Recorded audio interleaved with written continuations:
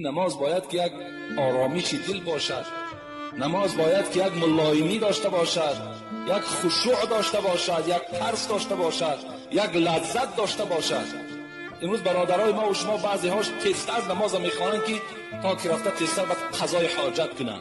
طهارتش تنگی دارد، با همون طهارت تنگیش نماز میخواند و بعدا حاجت خانه میرود. حالا که پیغمبر خدا گفتند در دو حالت نماز شما را خدا قبول نمیکند. یکی در حالتی که اگر طهارتای شما تنگی دارد، شما با او احوال نماز میخوانید، این نماز شما نماز نیست گفتند.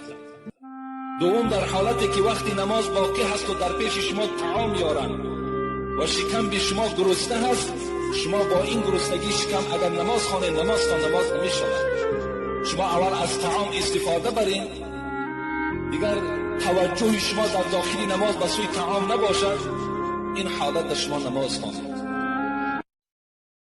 لایکی